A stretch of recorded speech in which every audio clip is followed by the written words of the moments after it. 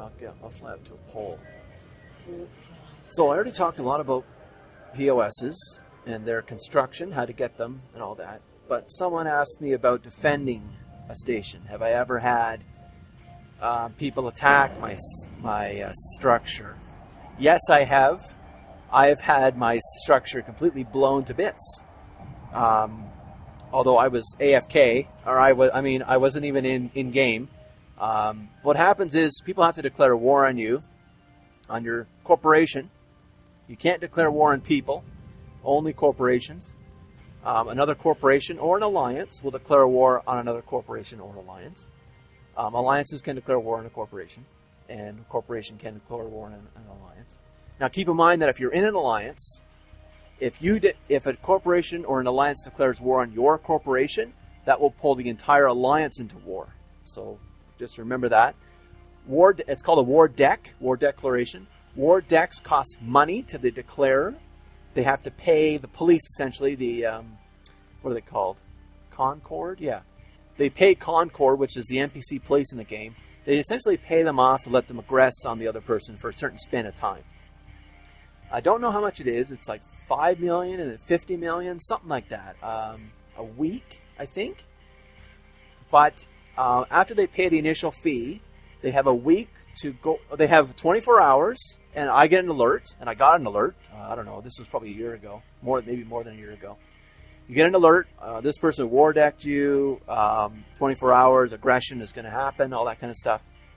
And then after the 24 hours goes by, then they can attack you in any space, at any time. You can attack them back. All that is a free-for-all. And then after the week goes by, I think it's a week, or maybe it's like, I don't know, maybe it's 3 or 4 or 5 days, something like that. There's a certain span of time in which the aggressors have to pay again, or they can choose to not pay, and then the war will be over in another 24 hours. And then it expires because they didn't pay anymore. If you're a lonely miner like me, lonely industrialist, you're going to have people that are going to declare war on you are essentially people who have looked around and found your player-owned station, found it to be undefended, and looking to blow you up for not really any gains, because when they blow your stuff up, it's gone. What they usually do, though, is they will... here, let me center on this for a second. What they'll do is they'll be bombing your player-owned or your POS, the shields. The shields will eventually go down, and then once it goes to 50%, your POS goes into reinforce mode, and it burns all the strontium in it. I'll show you the... here's the strontium. Reinforced. You can only put a day's worth of strontium in there. It'll burn that out. I guess I need to add some more fuel.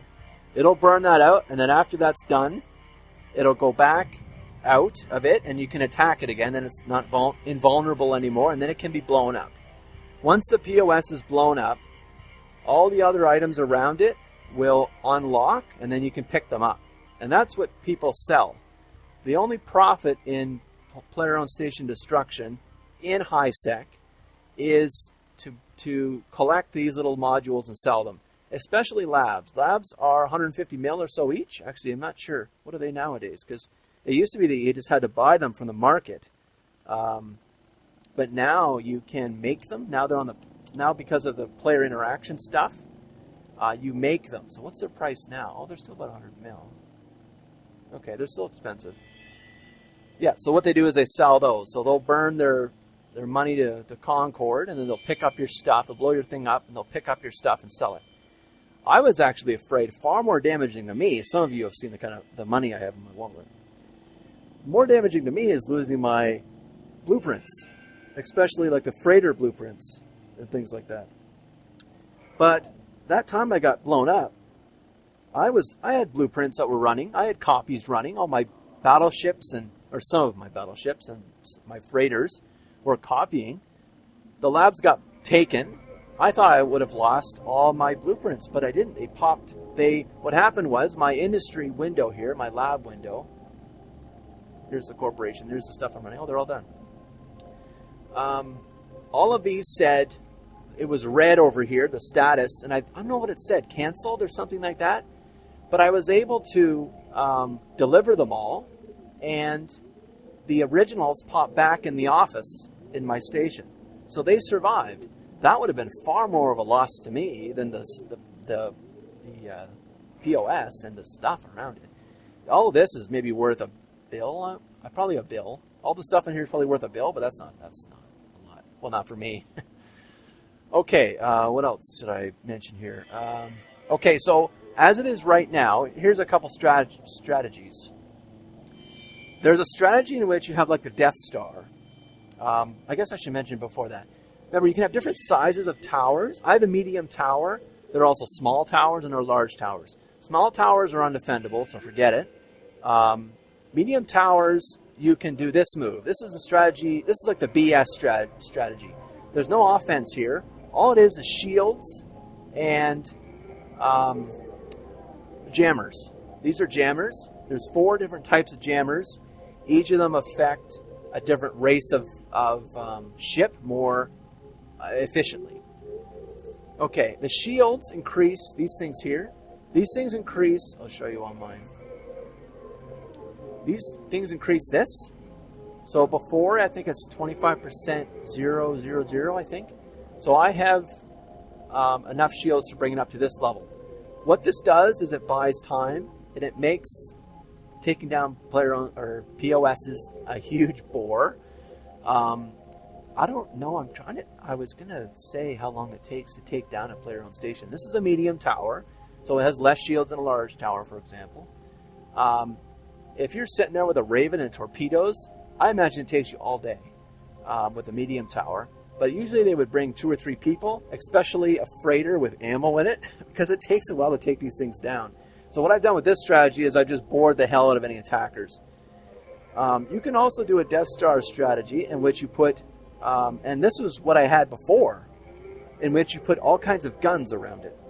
Another thing to keep in mind, you can put as many objects around your POS as you want, and a potentially infinite amount of objects around your POS. Remember that first an object is anchored, and then it is onlined. The onlining is a restricted factor because the onlining takes into account, just like a ship and putting modules on it and activating the modules, onlining objects uses CPU and power grid from your POS. So you can have everything online at the same time, but you can have as much as you want anchored. So what I had in my original design, I think it was also a medium tower, I had jammers, as you see. I also had a warp scrammer. So what that does is it prevents them from warping out. I had a web of fire, which slows a person down to a crawl. And then I had small, medium, and I think 1 large artillery. I had small, I think, rail guns. I had medium. I think I had cruise missile launchers or something like that. And then I had 1 or 2 large artilleries that will 4 or 5 shot a battleship. These are huge guns. These are guns that are taken on like capital ships, the large guns. The problem is I wasn't online, and so most of that stuff was not online because I can't, because of the restrictions on this station. Here's another thing for you. There is a skill called, I don't know it, I'm looking it up. Star-based defense management. I'll show you what this does. It's very important if you have a player-owned station. Allows control of 1 array per level. Arrays are guns. Well, are guns. Even these things, even these jammers are sort of guns, right? They control batteries, I guess. So if I was sitting in my tower and someone attacked me, I could sit in here, and this is what I would do. I would go inside the bubble, and I'd be protected. And I would take control of guns, just like a ship, and I would target people, and I would shoot people. And that's how I would defend the tower. And this is what people do in low-sec, or zero-sec, I mean. I guess in low-sec as well. There's wars between corporations. Sometimes you want to take out a POS because, I don't know, whatever reason. There's also different towers in low-sec that have different controls. There are different benefits for regions and areas and stuff like that. It's that's a whole nother topic, but there are strategic reasons to take out a POS, not just for the advanced labs you can resell. That's the only strategy for high-sec. That's the only real purpose. Unless you want the tower's location, because you could blow up a tower and then take it for yourself, right? You could anchor your own tower. They didn't do that for me. They just blew it up and then they left, and that was it. So, all right. Anything else about that? How often I have an attack? Rare. Very, very rare. When I was in an alliance, we were war decked more often. I was in a giant alliance that was like a mining industry alliance we had some contacts with low-sec. We actually had a low-sec pirate corporation that we got to bully away a war deck. We were war decked, and the leaders contacted some buddies they had in low-sec, and they essentially muscled the war deck people away, so they got rid of the war deck that way. So you can certainly do that if you're up enough in this game. You can have contact. You can have, I want to say, bruisers or goons. You can have goons, and you can screw with people if they war deck you. I know there's on some people's bios and on their player or their corporation little bios, like their little descriptions, little like public announcement kind of things. Like if you go to look at their corporation, it'll give you this information on it. It'll say like if war decked, we will contact this corporation to beat you up. That kind of stuff. There is that going on. So those are defense strategies, right? You can intimidate potential bullies by saying that I've got another bully that will bully you, that kind of thing. Alrighty, what else here? Okay, I think that is it for defending the station. So you can either do as I've done it, defensive and deterrent, or you can do the guns and guns a-blazing strategy. I have found that alliances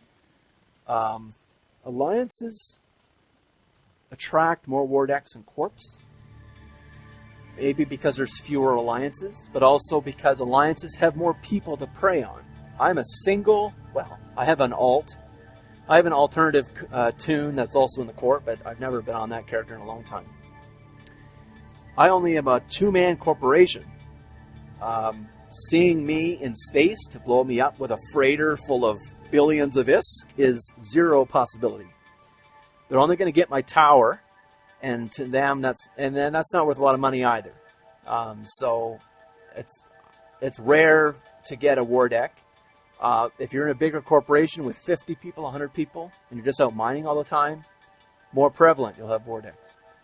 So, all right, that's enough on the player-owned station. Next, I'm going to talk about low-sec. I'm going to fly down there right now, and I will be right back. I'm going to be talking about how to do the whole carrier and dreadnought. I've done dreadnoughts, industry, and how I used to do it and how I do it now, and also hauling in minerals, how I did that kind of stuff. So I'll be right back.